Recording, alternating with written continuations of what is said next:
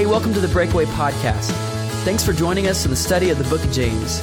We hope you enjoy the talks and stick around for more at the end. Well, an important question to ask and answer while you're in college is this: why am I in college? For some of you, maybe you've never contemplated that. You just came to college because that's what you're supposed to do after high school. For many of you, it's not till your junior year, so you look up and you go, what am I doing here? Why am I doing this? Who told me to come here? Why am I spending all this money to let these people do this to me? What's the goal? And there's some questions to that, and it can't be just to gain knowledge, just to gather data. It can't be that, because for many of us, we're going to leave college and go get a job, and at our job, they're not just going to have us regurgitate data. We're not going to take tests there to see if we learned. That's not how jobs work. At jobs, we've got to systematize data, think about it rightly, see the relationships and put things together, and then make decisions that we would enact that could affect our future and finances and so forth. And so it's got to have a decision-making element helping me to think through how to live out and make decisions. But then it's got to be bigger than just getting a job too, because I learned stuff like kinesiology and stuff like history and stuff like literature that I go, maybe this has nothing to do with what I think I'm going to do for a living. So I'm not just here to get a couple basic skills to get a job. I'm trying to learn how to take care of my body and learn a foreign language, how to deal with others, and learn how to interact with literature and learn some skills. And I'm trying to become this holistic person. So it's more than just getting a job. So what are we doing here? Well, I would say this. There's several ways to answer that question, but one way I think we could is this. You are here, the reason you're in college, is so that you can gather and then possess wisdom. That we are here to gather wisdom. And you go, what is wisdom? Well, I'll say this. Wisdom is more than knowledge. It's more than just knowing data. And we know this to be true. We all know people that know a bunch of facts, but we wouldn't necessarily say they're a wise person, right? I remember I had a friend in high school that, she got all 4.0s. She was a genius, right? But when it came to taking tests, but someone had convinced her that all the stop signs with white lines around them were optional, all right? So she would drive people home and just speed around the neighborhood like, you're going to kill us all. And she's like, no, it's okay, they're optional. And you're like, false, that's not true. And you all know people like that. Some of you have roommates like that you're like, they're a genius when it comes to books. I would trust them with the space station, but not with my money or with children, right? Because their decision-making isn't quite right? So wisdom has got to be more than just knowledge. And it's more than just morality, though it certainly isn't less than morality. Ultimately, it's wise to be moral in your business decisions. You'll spend less time in jail. But wisdom is more than just morality. So what is it? What's interesting is you read through wisdom literature, and we won't belabor this. I did a talk a couple of years ago called The Way of Wisdom, where we talk about what wisdom is, how to gather it, and this is kind of another piece to that. But to give you a short definition of what is wisdom, it's interesting. If you look at wisdom literature in our Bible, the book of Proverbs, there's a lot of synonyms for wisdom. One is the word insight, which means to see things for what they really are, to see reality for what it is, and to see the relationships, how it all fits. There's the word prudence, which means to understand subtle distinctions, to see how things go together. And then Proverbs 8 says, by wisdom a king rules, that wisdom is the basis for action. So maybe a short definition for wisdom would be to know what things are, to know how things work, and then to know what to do about it. Or to get it even shorter, it's to be in touch with reality and then respond to it accordingly. Or another way to say it is to have competency with regard to the realities of life, that I understand how the world works and I understand how to navigate within it well. And that's why many of you are in college. And incidentally, that's what you need as a Christian too. One of my favorite books growing up was the book Pilgrim's Progress. And it's an allegory about a man named Christian who's going along the narrow road that leads to life. And as Christian is navigating his life, he comes across three sisters, these women who he must learn from in order to navigate life as a Christian successfully. And their names are piety, charity, and prudence, which are terms we don't use as much in our modern day vernacular, but they were kind of old English ways of talking about piety is holiness, charity is love, and prudence is wisdom. And what John Bunyan, the author, was trying to say is to be successful as a Christian, you need to understand love, understand what it is to be holy before God, and then you need to know how to walk in wisdom. And the truth is, that's what most of you are looking for in college. When people come to me and want advice, they typically don't come to me for advice about love or about holiness. I mean, they don't come to me and go, Ben, am I supposed to love my neighbor? Am I supposed to love my roommate? Or is it okay if I hate him? And they typically don't ask those kind of questions. Like, you know you're supposed to love people.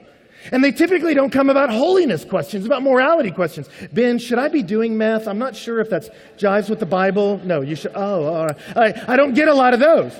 Almost all the questions I get are in this wisdom category, all right, that aren't quite moral, though it encompasses that, aren't quite about love. Like, Ben, how do I know when I'm ready to get married? Ben, how do I know what job I'm supposed to take? What city am I supposed to move to when I leave here? You're asking wisdom questions. How do I look at it in reality, see it for what it is, and then navigate in it successfully? So we all want wisdom. And what's interesting is that's what we're here to gather at college. And what James is going to do in this text is he's going to give us a test. It's around midterms, right? James is going to give us a midterm test, right? To see how are you doing in your accumulation of wisdom. And what's interesting is he's going to show us wisdom, and then he's going to show us kind of a false sort of wisdom. And he's going to show us how you can determine real wisdom from false wisdom. And he's going to show us their character, their origin, and then their fruit, what they produce. And so it's interesting, to kick off his quiz, he asks a question. He says in verse 13, who is wise and understanding among you? And he asks it in a way that it almost is like he wanted his audience to raise their hand or stand up. Like he's saying, who is wise among you? That certain people would go, here, yeah, what do you need? Yeah, talk to me. I got it, right? Now, many of us, we wouldn't do that. You're probably not going to stand up. But in your mind, as soon as that question's asked, you have to make a decision. Am I one of those? Who is wise and understanding among you? You have to decide, am I? Am I not? On what basis am I? Right? You have to decide, am I wise or not? Do I think I'm wise? And what's interesting is, it's almost that he can see what your natural response would be. If you were someone that was going to say, yes, I'm wise, then the next thing that would probably happen is you would come up with arguments to justify why you are. That's what we would do in our mind. If I'm wise, it's for these reasons. If I'm not, it's for these reasons. We come up with reasons, and it's almost that he can see that we would want to articulate them. That if you stood up and said, yes, I'm wise, the next thing you would do is want to show people. And you would show them by saying it. You would tell them why you're wise. You would spout off platitudes. Yes, I've learned quite a bit. Like a bird in the hand is worth two at a friend's house. Or, but it's not about, it ain't about how I get there. It ain't about what's waiting on the other side. It's about the climb, and you just kind of spout off platitudes. And that's how many of us see wisdom working, right? That you just kind of know how to pontificate about all these realities in the cosmos, right? But James is going to do something very interesting. James is going to come to you and says, do you think you're wise? And then his next answer is you're trying to think about the basis for why you think you're wise. The next thing he says, and it's funny, our text says, by his good conduct let him show. In the Greek, the first word is a command. It's an imperative. His first word is, show me. Do you think you're wise? Show me. It's almost like he's waiting for you to speak, and you start telling him why you're wise, and he goes, I don't want to hear you say a word. You don't show me you're wise by what you say. I don't need to hear a word from you. I'm going to see if you're wise when I look at your life. Your life will show me if you're wise or not. You think you're wise? Show me by your good conduct, done in the deeds marked by the humility that comes from wisdom. He says, I want to see your wisdom, and I want to see your wisdom in good conduct. What's interesting about that is there's two Greek words we would translate good. The first is agathos, which means like a moral good, and there's another word, kalos, which certainly can mean moral good and does mean that, but it can also be translated beautiful. And what's interesting here is James says, show me by your kalos life, your beautiful life, that it's morally good, but it's not just morally good, that we would look at your life and we would all be impressed by it because it's a beautiful life. There's a symmetry to it, a proportion to it, a balance to it, that you have a life that is lovely, that's attractive. Show me you're wise by the fact that you live an attractive, glorious, beautiful, good, moral life. And how do you do that? Because your day-by-day accruing deeds, works, that show me the humility that comes from wisdom. He says, how do I know you're wise? I look at your life and I see a beautiful life. Why? Because when you do stuff, what you do is characterized or marked by a central feature of wisdom, and that is humility. How do you know you're wise? Because I see the humility or the meekness or the gentleness that comes from wisdom. How do you know you're wise? Because you're humble, right? True wisdom is characterized by humility. And you say, well, how do you know that? Why? Well, it's interesting. As you look through wisdom literature, like the Proverbs in the Old Testament, the Proverbs will always say, the wise person is the person who understands that they don't know everything. That's the wise person. The person who understands, I don't have all the answers. The fool in wisdom literature is the person who thinks they know everything. They said the fool is the one who's quick to speak. They think they have all the answers. So if you think you're wise, you're a fool. If you think you're a fool, you are barreling down the road towards wisdom, right? It's interesting, the Bible doesn't just say this. I read a book a couple years ago by Lawrence Gonzalez called Deep Survival.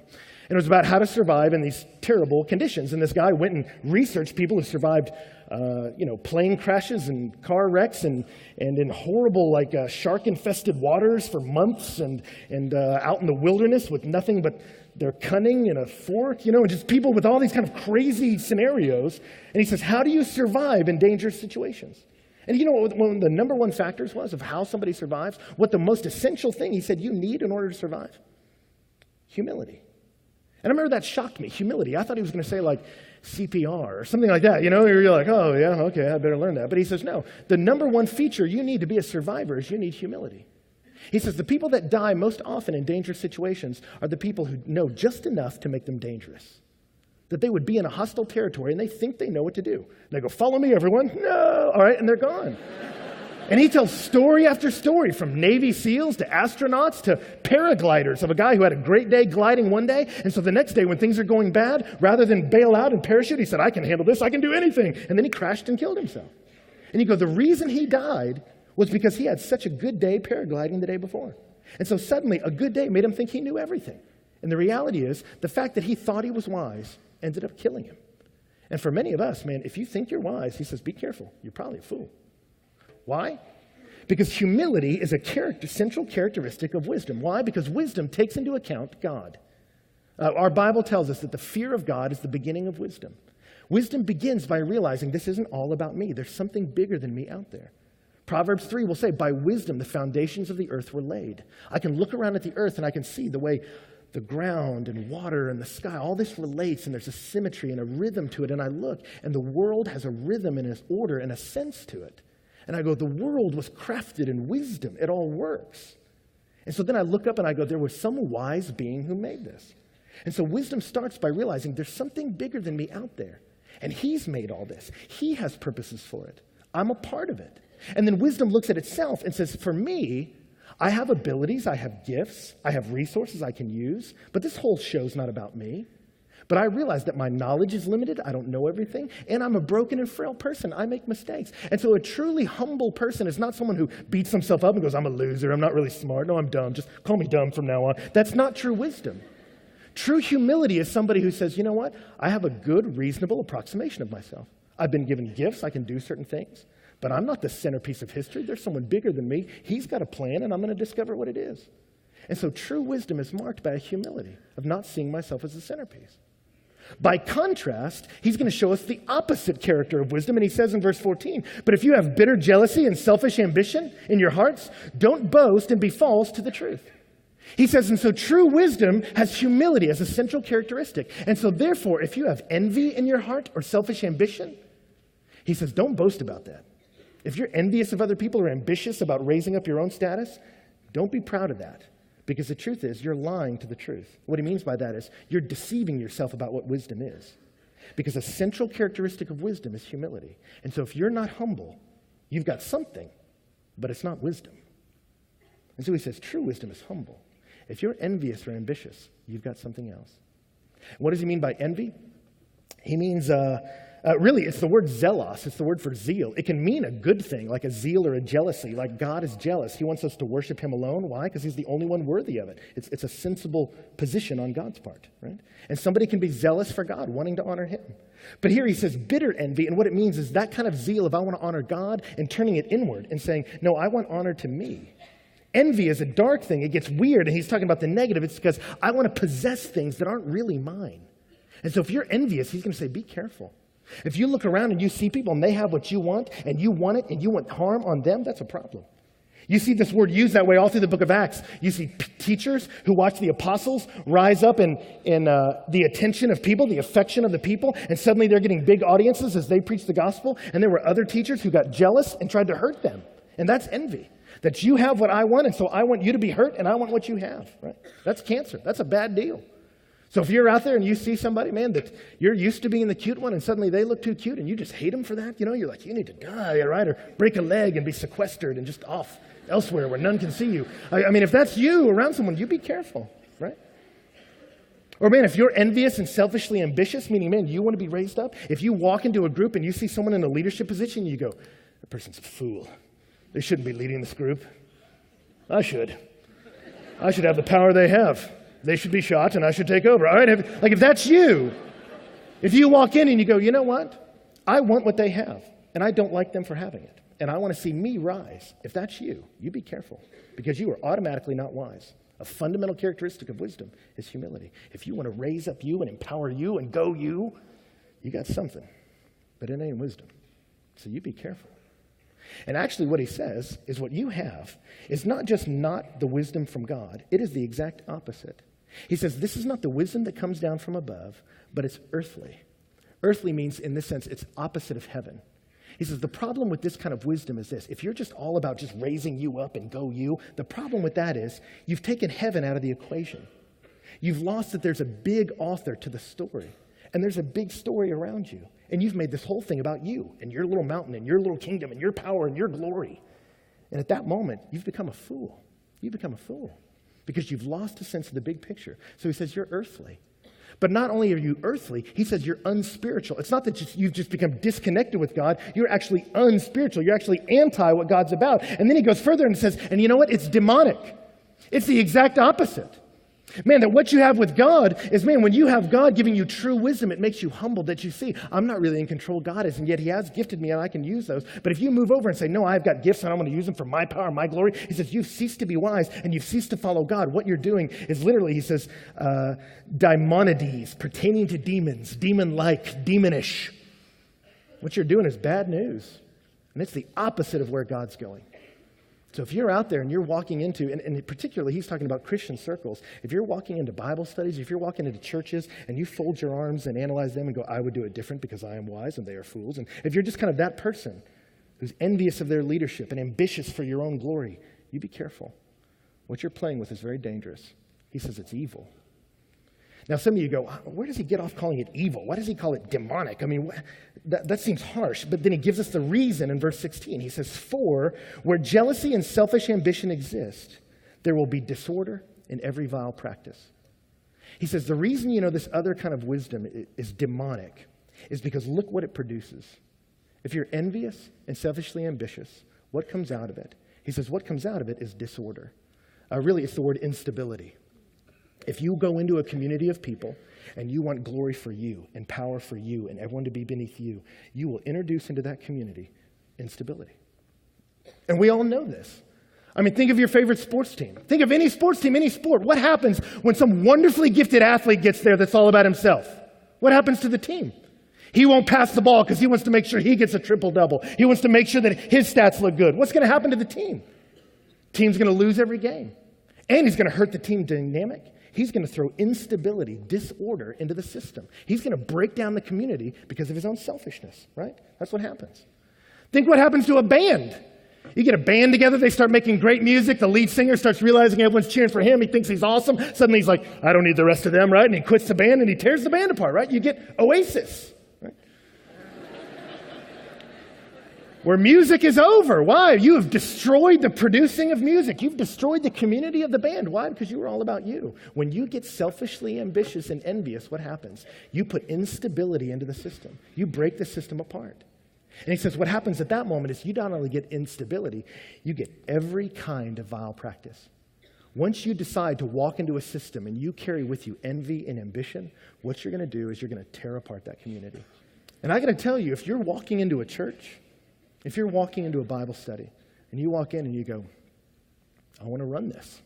I'm going to be in charge. I should be, because look at all I can do. If you're somebody who comes into the system and you're all about seeing yourself raised up, you be careful. What you're doing is not wise. It's evil, and it's going to produce all kinds of instability. You are off course. It's not a good thing. Now, some of you go, well, Ben, I don't understand. I thought ambition was a good thing. No, it's not. Not this kind of ambition. Because it's interesting, this kind of ambition, what it does is it destroys the very thing that you're trying to raise yourself up with. It's interesting, you see in verse 17, he says, but the wisdom from above is first pure, then peaceable, gentle, open to reason, full of mercy and good fruits, impartial and sincere. And then he closes by saying, a harvest of righteousness is sown in peace by those who make peace. What he's saying is true wisdom is humble. It has a true estimation of itself. True wisdom is from God. You see it come down from God, that he shows you that he is above this world. He has a plan for this world. And then as you move towards him, wisdom manifests itself in peace. It's interesting, James here is just quoting Proverbs. Proverbs talks about this, that as it speaks of wisdom, it says, by wisdom the foundations of the earth was laid, and then he personifies wisdom as a woman. He says, in all her ways are peace. That when wisdom walks through the world, what she brings is shalom. That everybody flourishes, everybody wins, right? And so how do you know you're truly wise? You're taking the gifts God gave you, and you're using them to let everybody flourish, right? That's how what wisdom is. And wisdom is, first of all, above all, pure. That there's one motivation, to honor God. And as you do that, everybody flourishes. That's how you know you have real wisdom. The problem with ambition is we take the gifts God gave us and we twist them. We make them about something else, and in doing that, we destroy them and hurt other people. So some of you, God has built you with an amazing ability to make music. Why do you make music? Because you're good at it, it satisfies you, and because it pleases us and encourages us. But if you take this ability God gave you to make music and you suddenly make it not about encouraging us, not about just rejoicing in the gift God gave you, not about honoring God by using your creativity, if you make it about your glory and your honor, you get weird with it. You twist it. You make it dark. And nobody wants that. That kind of ambition is cancer. Or if God's given you a great ability athletically, and you can get out and run in sports and you can do amazing things, that can encourage the community. We'll all gather around. We'll pay money to watch you catch that ball and watch you make that shot, and we'll all rejoice in your gift. But if you take that gifting and make it all about you and get arrogant with it, you steal the joy from all of us, right? Your ambition about your glory kills the very thing we were all meant to enjoy. It suddenly becomes not about that anymore. Or if God's given you the gift of leadership, you should use it. You should lead us. But if God's given you the ability to govern and you take that and you start making it all about yourself and you're going to mudsling at that guy and you're going to get this position by stealing money and being dishonest and you just want to get there so you can drive in the limo and power to you and you use us, you take God's leadership gift that he gave you and you twist it. Your ambition makes it dark. And so ambition in this way, selfish ambition, it's not a good thing. What you need to do, and what I think education is for, is this. I think you come to education and you go, okay, there's a God in heaven. He created all this, and he made everything to work together. By wisdom, the foundation of the earth was laid. And when all works together, it produces shalom, peace. Everyone flourishes.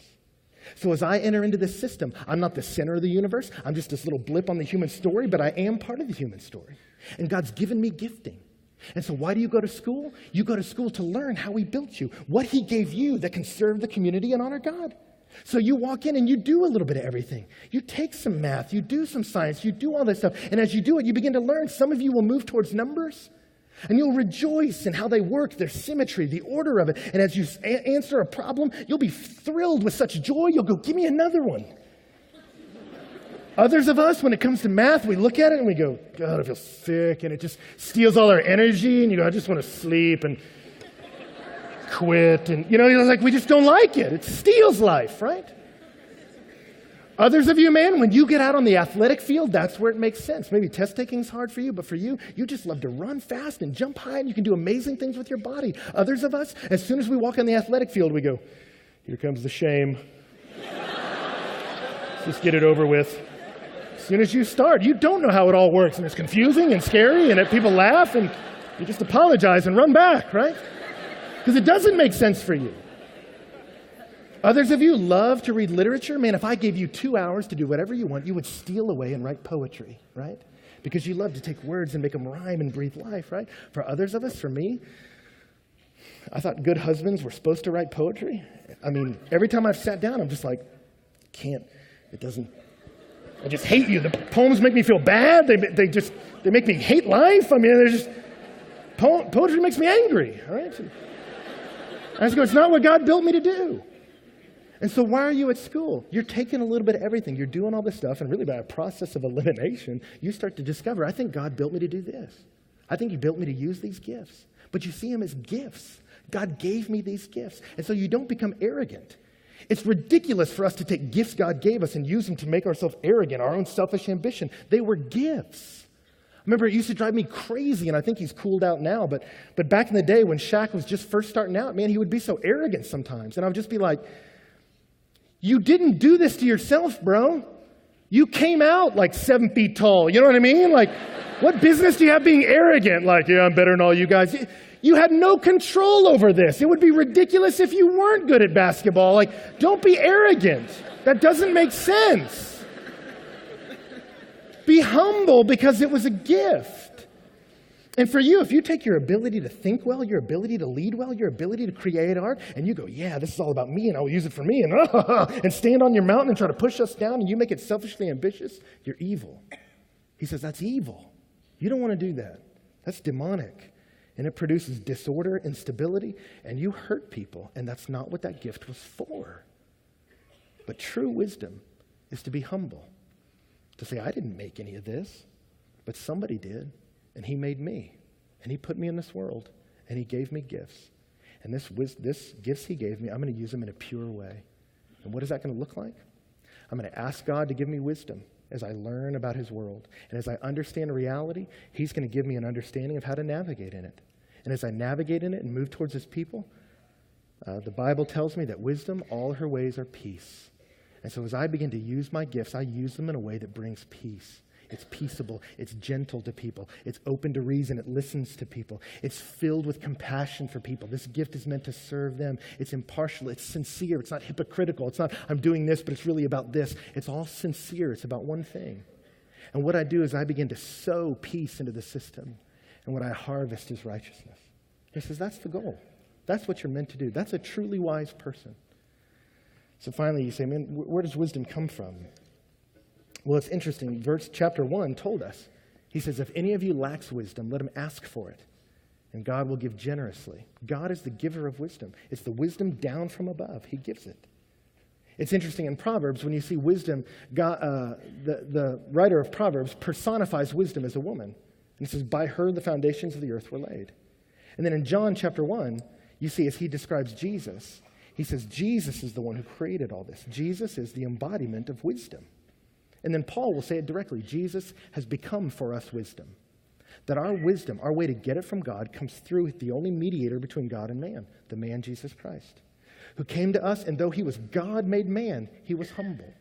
And in his humility, he took all his gifts, his perfection, and he used them to bring us peace. He was the Prince of Peace. And he took all his holiness, and he offered it to the community. And he lived the perfect life we could not. And then all our sin and brokenness and demonic activity, he took upon himself. And as the only one who could die as a sacrifice for all of humanity, he did it. And he was buried with sin, and he rose again holy. And so he used all his gifts and his abilities to take away our sin, and to all who trust him, to call us forth to be children of God through faith in Jesus Christ. Jesus is the perfect picture of wisdom. He was humble, meek, compassionate, loving, and he took our sin and he blessed us. He brought shalom. He brought peace. And so we look to the person of Jesus, the mediator between God and man, and say, show me what it is to walk in wisdom. Jesus has become to us wisdom, and I walk with him. Last story. For me, when I was a sophomore in college, I remember I got into college and I thought, I went on this mission trip, and God was teaching me wonderful things about myself and wonderful things about life and wonderful things about ministry, and I was excited about it, so I went out to minister among this community. And as I went there, I was with other college students, and I enjoyed getting to know them, and so I loved talking to them, and as I talked to them, sometimes I'd make them laugh, and they thought I was funny, and so then I got to enjoy that, and so I thought, ooh, I can make them laugh, I'm the funny one, so then every time we got together, I would try to make them laugh. And so our little gatherings became about me, and could I win in this moment? And so I would kind of do that when we're all gathered together. I would just kind of take the stage and kind of do that sort of thing. And then when it came time to be spiritual, someone would say, hey, we need to read the Bible, or hey, we need to get ready for this deal. I would go, oh, it's the spiritual time. Oh, okay. And when it got to the spiritual time, I had learned so much at A&M, because A&M is such a spiritual place, that I felt, okay, now's the spiritual moment. Now's the time where I educate them all on spirituality, and I try to help them understand what it is to know God, because I do, and these people need help. And so I would sort of presume to teach them over the next moment, right? And then when it came time to lead, and everyone was like, hey, we got to run this ministry. What are we going to do? I'd go, well, I've got some leadership gifts. I'm an Aggie, for crying out loud. And so let me lead the people. Come with me. I'm your Moses. And I would just kind of lead them along. And so I remember the way this trip worked was there were adult leaders supervising this whole trip for about half the summer. And then midway through the summer, they left. And they took all their leadership positions, and they divvied them among the college students. So all adult leadership left, and it was up to us to minister to this community. And I remember as they did that, they told us, here's all the leadership positions that are going to be vacant that will be filled with you guys. And there was tons of them, and we were looking at them, and I remember people came to me and they said, hey, Ben, maybe you should be the director. And I was like, I don't know, God's will. But inside I was like, maybe I should, and I thought, well, that makes sense. I mean, the awesomeness level would, and again, I'd never say that out loud, neither would you, but you'd think it. But anyway. I remember when they got time to divvy out leadership. I remember they were going through the list and they're handing out all these positions and they're handing them out to everybody else. I remember finally they get down to the director position, the head of the whole deal. And there's only 2 people left, me and Kevin. And they go for the director of the trip, and I'm like getting ready to stand up and give my speech, and they go, Kevin. I was like, what? Kevin? Is there some confusion? That doesn't even make sense. And then I remember they said, we've created another position called assistant to the director, Ben. And I remember going, I'm the secretary? Like everyone else is director. I was the only guy without director. It was like, director, assistant. What? I was like, oh no, And I couldn't understand it. I said, that doesn't make sense. Look at all these gifts and abilities. And what does Kevin do? He's just kind of wandering around. He's lost. Give me the ball. And then I remember it took about 2 days. 2 days of watching Kevin. And man, when he would call a group together, he would call us together and say, this is the challenge before us. And he would have done the work beforehand to kind of schedule out, this is where reality is going. And then he was compassionate. And he would pull people in. And he was peaceable and gentle and open to reason. He would say, hey, you've all got different gifts and abilities. Who's good at this? Who wants to take that over? Who's talented at this? You should do that. You're great at that. Hey, who wants to control this? Who has ideas of how to tackle this problem? And he would rope everybody in and make them feel like a part. They would all contribute their different giftings, and we would come up with a plan. And then he would say, okay, guys, this sounds great. Let's go. And then he would walk around. He would encourage people as they used their gifts. He would give them some guidance as they would move. I mean, he was humble. He walked around, and if you just walked up on the scene, you may not even know he was director. And then suddenly I realized he'd been doing that the whole time. He had been sort of humbly leading us for months because we would watch Kevin and he was an encourager. He gave perspective, gave encouragement, let people use their gifts. He helped the community flourish. And I remember looking at that and I went, that is true wisdom. That's a true leader. And that's a man I want to follow. And that's a man I want to be like. Somebody who has true wisdom. True wisdom is humble. True wisdom is a gift from God. And true wisdom will manifest itself in shalom. Are you bringing peace to the community? You need to be humble. You want humility? Ask God. He gives it generously to us through his son, Jesus Christ.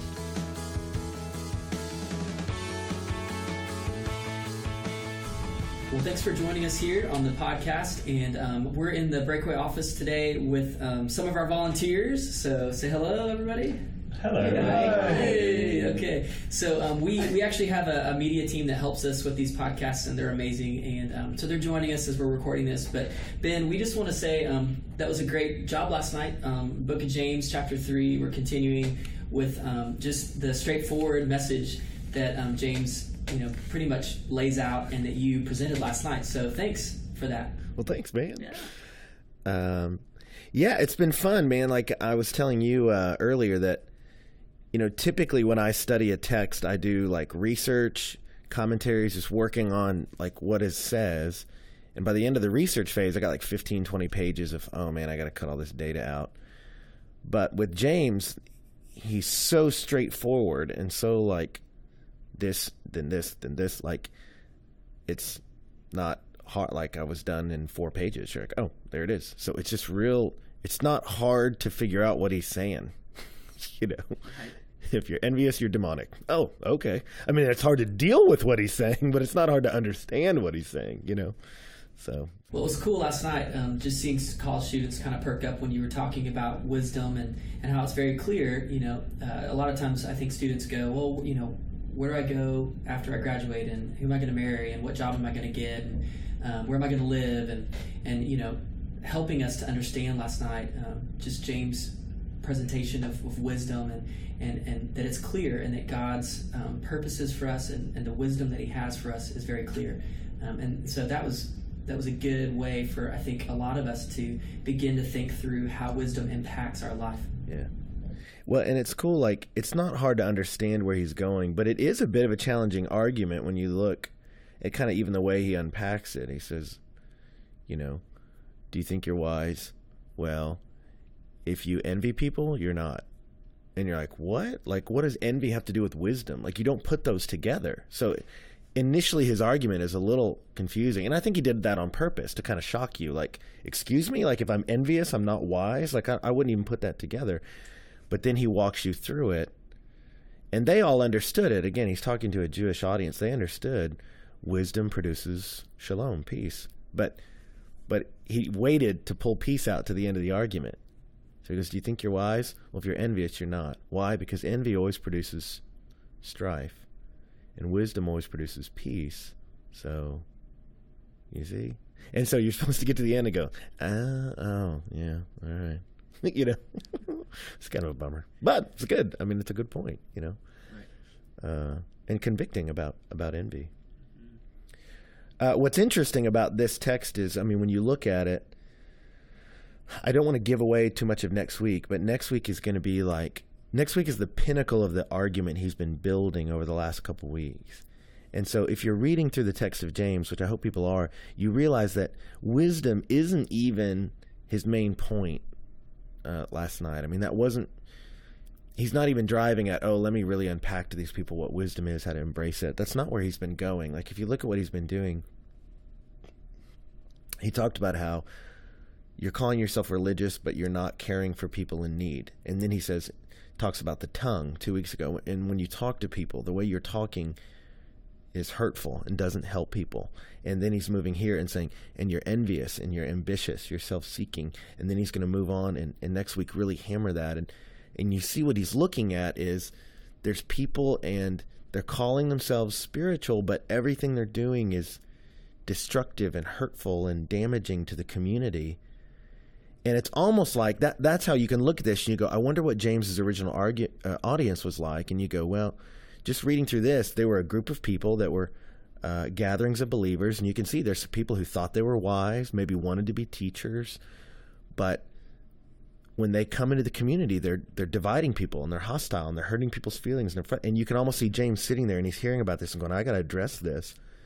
But rather than just coming out right away and saying, you guys are being jerks, knock it off, he kind of hides the sword for a minute and he goes, hey, do you guys think you're smart? And they're all like, well, yeah, we do. And he's like, okay, well, actually, you're demonic. You know, and so he just kind of, it's interesting how he starts that up. Do you think you're wise? Well, look at the fruits. Look at what you're producing. You're producing the opposite of wisdom.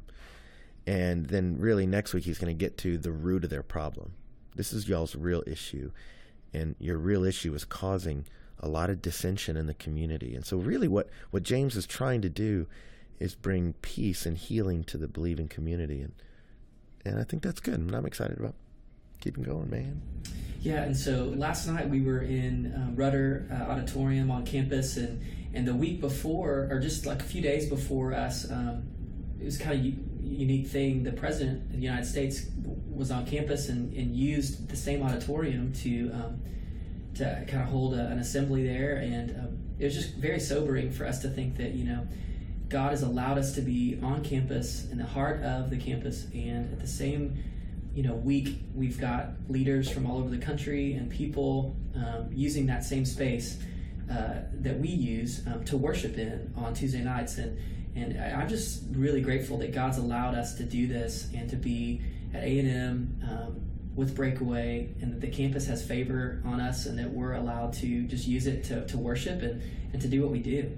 It's unique, man. It's really different. And I think we can say that and not come off arrogant because I didn't start it and you didn't. And it's not like, yeah, go us. I mean, we're looking and we're going, this is something we kind of stepped in. We dove into the stream, and it's a special thing. It's a unique thing. And yeah, it's an influential school, man. I mean, we had a former president and a president sitting in that room a couple days ago, and people from A&M, the Bush School, go into places of power in the government, and engineers are going off places, business people. I mean, it's a very influential from every job. I mean, people go all over the world, and then to be right in the middle of campus like we are, getting to do what we do, and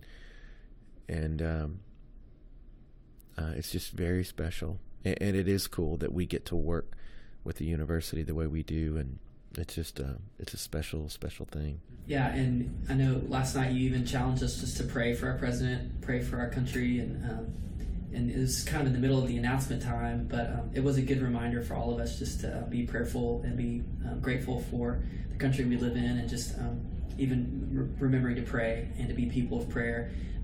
So that was pretty cool. But then also, we're going to be in Rudder Auditorium for the next 3 weeks. So it'll be a total of 4 weeks, and we want people to be able to come and find us there. If you do like to come on Tuesday nights and you're close to College Station and Bryan, So come find us there. But we also are going to be doing our Go Missions Conference coming up in November, and that'll be at Central Baptist. We're super excited about that. You can go to our website to check out more information about the Go Missions Conference. But then also on our website, we've been offering our podcast, and we have two formats. One is our audio podcast and then our video. And we've been getting a lot of emails recently of just people wanting to be able to get the video on iTunes, and we're actually trying to work through some of that right now. And we've got a new website which has kind of changed the way that we do a lot of what we do. And so without going into great detail and boring people to death, we just wanted you to know that we're working on getting our iTunes video podcast back up, and that should be hopefully sooner than later. But feel free. You don't need to call or email us anymore, because we really do know that it's not working, and we're working on it. So just be patient with us and hang in there, because we're definitely wanting that to be back up online for you guys to check out. But we do have our videos on our website from this semester. Encourage you to check those out as well. So please do that. But Ben, is there anything else before we leave you'd like to just kind of share with us? Well, I'll just say, if anyone listening hasn't been to the website yet, you really should check it out. We totally changed it, and Jeremy, you and your guys, Stu, and everybody just did a tremendous job with it, and uploading the pictures that are on it, and just I think the presentation of who we are is great, and particularly just people being able to look at the images because so many people don't get to come out on a Tuesday night at 9:00 at night, but to be able to see this gathering of students is special. And so if anyone out there hasn't seen it, they need to check it out, man. Well, cool, man. Well, thanks so much for joining us this week. And from all of the volunteers here in the office, we'll say goodbye. Bye.